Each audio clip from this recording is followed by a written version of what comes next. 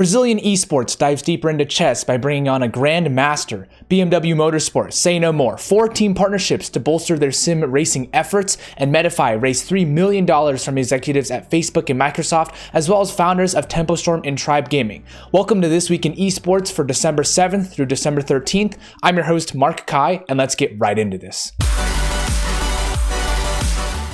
As far as partnerships go, DouYu secures Chinese media rights for Complexity Limit's Race to World First. Complexity Limit was created in a partnership between longtime guild Limit and Complexity Gaming late last year, and the guild won the most recent Race to World First competition in February. DouYu would take the raw Complexity Limit gameplay footage and produce its own distinctive livestream for the Chinese audience, rather than simply translate and localize the North American stream. Complexity Limit became the first North American guild in a decade to win a Race to World First showdown. Complexity Limit's Race to World First broadcast for the new Shadowlands expansion raid begins on December 15th. The guild has lined up with key sponsors for the event, including Blue Microphones, Balance Media Technology, Herman Miller, and wowhead. I'm interested to see if there's a big Chinese market for WoW raids. From what I've seen, this is primarily an EU or an American thing, but we'll see how this goes for them viewership-wise. Blast Premier, they re-upped their broadcast deal with TV2, the Danish government-owned broadcaster. TV2 will obtain exclusive Blast Premier broadcast rights in Denmark for a 3rd consecutive year, with the TV station broadcasting all 7 Blast Premier events in 2021. TV2's renewal adds to Britain's broadcasting equivalent, the BBC,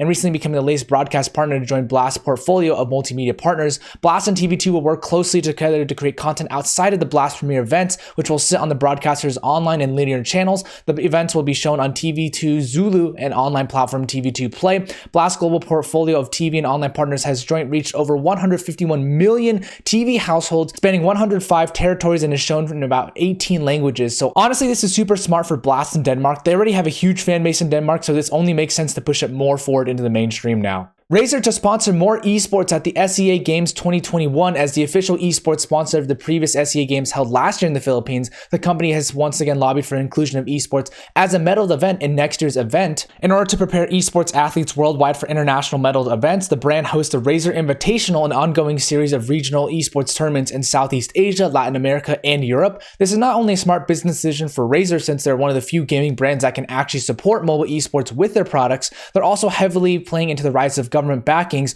within the Southeast Asia region. Smart play here, Razer. Pittsburgh Knights, they've announced their partnership with SSB. The partnership between the two looks to aid the Knights in their expansive growth while also sharing each other's best practices for North America's emerging esports market. SSB offers the Pittsburgh Knights with sports expertise while also being the hub for data integration and analysis. SSB's technology will inform the Knights in making educated and actionable decisions through their central intelligence data platform and discovery CRM solution. The partnership will also offer an opportunity for SSB to hone in on the specifics of the esports industry. Additionally, it has been announced that SSB will have a certain role regarding the Knights Rocket League team, with the news to come in January. Given SSB's huge clientele in traditional sports for the NBA, NFL, and NHL to college teams like CU Boulder, Florida, and Duke, this is a massive opportunity for them to enter into esports. Let's see how Rocket League pans out for them. ThriveFantasy, a fantasy sports and esports betting platform, has initiated a partnership with 𝗪𝗡 Gaming. The partnership is ThriveFantasy's first collaboration with an esports organization and will see the firm named as the official daily fantasy esports platform for Team 𝗪𝗡. The multi-year agreement will include cross-branding and promotion across 𝗪𝗡's teams throughout different esports, including CSGO, Rocket League, Valorant, and Halo. ThriveFantasy will also offer a 360-degree second-screen engagement platform for fans streaming 𝗪𝗡 matches, as well as a Discord bot that engages on 𝗪𝗡's Discord channel to educate new customers on prop betting. The bot will also provide live updates to in-game stats every 30 seconds. As a big CSGO person, I know betting is huge in the CSGO community, but I'll be following the other esports closely to see how much betting grows in these communities, since it's highly contingent upon a developer actually enabling those ecosystems to thrive. BMW Motorsport, they dove deeper into sim racing with 4 team partnerships. As a part of its expansion, BMW Motorsport has joined forces with Team Redline, G2 Esports, Williams Esports, and BS Plus Competition. The 4 esports organizations will compete with BMW cars and represent the BMW Motorsport at sim racing events throughout 2021. Alongside the partnerships, BMW Motorsport will be launching a sim racing academy and esports event circuit known as the BMW Sim World Tour, and will add more of its cars to the range of sim racing platforms. This is honestly a pretty smart play for BMW, diving deeper into esports. Ghost Gaming, they've revealed an apparel partnership with 𝗿𝗏3. The deal will see both parties collaborate on the launch of Ghost Gaming's new apparel collection. 𝗿𝗏3 made its debut in the esports space after a successful beta test in the spring of 2020. In the following months, the brand has partnered with the NBA 2K League partner Nadal Nasser and joined forces with the organization 𝗏𝗏2 Karma to open its fan store. I've honestly heard heated debates on whether esports pros should have athletic apparel since they're really just sitting all day, but either way, this is a big win for 𝗿𝗏3 as a Georgia-based company. Ghost Gaming, they're staying true to their commitment to build a Georgia esports ecosystem. ecosystem. For finance and M&A, Prodigy Agency received $1.2 million as an investment from Trust Esport. The funding will be used to support its global expansion, recruit new team members, and provide support to agency's representatives. Prodigy represents over 80 pros across a wide variety of titles such as CSGO, Valorant, and Rocket League. In 2020, the agency expanded its offerings by hiring 𝗪𝐸 𝗏𝗏𝗏 to lead its expansion into representing League of Legends players as well. Trust Esport was founded in 2018 and was created to support a range of innovative esports initiatives that are working to develop the range of services for the industry. Prodigy Agencies, they've been creating a global roster of esports talent, which is super impressive. One of the few agencies representing actual esports pros in the space. They'll be competing with the top gaming talent agencies in no time. Data and analytics firm Esports One, they raised $4 million in funding. Esports One is developing a fantasy esports experience based on games such as Rocket League, Fortnite, Rainbow Six Siege, and Valorant. The firm is also working to create an iOS and Android mobile app for its fantasy platform, as well as new features including a virtual currency for entering contests and purchasing customizations. The round including participation from 𝐓𝐡𝐢𝐬, 𝗪𝐸 Chestnut Street Ventures, as well as a couple others. Esports One currently runs a League of Legends fantasy esports platform. The League of Legends platform was just launched at the start of 2020, and the company has reported a 300% growth in the platform users since the spring split of competitive play, including a 25% month-over-month growth. I see the play more and more into fantasy esports. This is likely an effort for esports industry as a whole to move towards monetizing esports fans even further. The game coaching platform Metafy, they raised $3 million in seed financing round led by Forerunner Ventures. Further investors participated in the round including Tecton Ventures, M25, executives at Facebook and Microsoft, as well as founders of Tempo, Storm, and Tribe Gaming. Metafy, which was co-founded by Josh Fabian and Thomas McNeven in August of 2020, says that it intends to use the investment to invest in the continued product design and development with the goal of simplifying the transition from great players to great teachers. Coaches offering their services on the one-to-one coaching platform will receive 100% of their fees, while the company will begin monetizing a subscription model for the course content available next year. This is a pretty unique offering, and they have very few competitors in this space right now, so it's difficult to gather all this human capital for this service. If Metafy can do this, they'll be leagues ahead of everyone. Hitmarker, they raised $696,000 within 7 days of equity crowdfunding, which outpaced its original target by 260%. Hitmarker will use the investment to expand its service into key markets such as Brazil, Spain, and the APAC region. Hitmarker's campaign has seen 487 investors from 50 countries, with one participant investing over $334,000. According to the announcement, the investment comes from a significant industry figure whose identity will be revealed once the crowdcube's completion process and legal review have been conducted. The company had hoped to originally raise £200,000 in return for a 4% equity. Having raised more than twice the amount, this marks the second consecutive year that Hitmarker exceeded its equity crowdfunding target. Compared to last year's campaign, 2020's investment is 2.5 times larger than its 2019 November valuation. They've been on my bookmarks bar since 2018, and they've actually helped me get jobs as well, so I would love to invest if I could.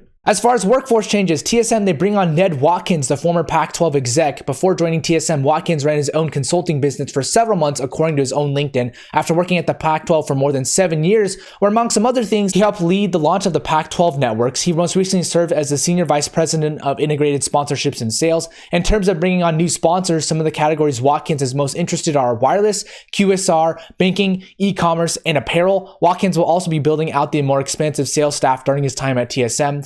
And once again, more West Coast talent joining into esports. I'm happy for Ned for him to join a well-known esports org in the United States. As far as new stuff goes, Brazilian Grandmaster Krikor Mekhitarian joins FURIA Esports for chess. Mekhitarian will be streaming on Twitch under FURIA's banner, and for in-person chess tournaments, it's not determined, but it's expected that he will wear the FURIA jersey if the events allow. All current sponsorships to FURIA as an organization will also be applied to the chess roster. Expanding the roster and developing new talents is also part of the company's plan. 𝗪𝗿, CEO of FURIA, said that the recent success of the Netflix series Queen's Gambit did not actually influence the decision of hiring him, but rather anticipated the announcement, seeking to surf the wave raised by the show. Chess, Pokemon, Minecraft, they've all taken over gaming by storm, and now we're seeing esports org move towards more competitive chess in a virtual format. This is a big move for the Brazilian scene as well as a big contender in global chess events. Dreamhack, they revealed their brand refresh. On Dreamhack Day, the global esports event and tournament organizer celebrated its 26th anniversary by also announcing that it's rebranding its visual identity in a brand portal highlighting its new logo. According to Dreamhack's refreshed branding announcement page, the colors are designed to provide a link to the past with a bright focus on the future. Moreover, the tournament organizer looked to maintain a traditional approach while also providing more variety to modernize its identity.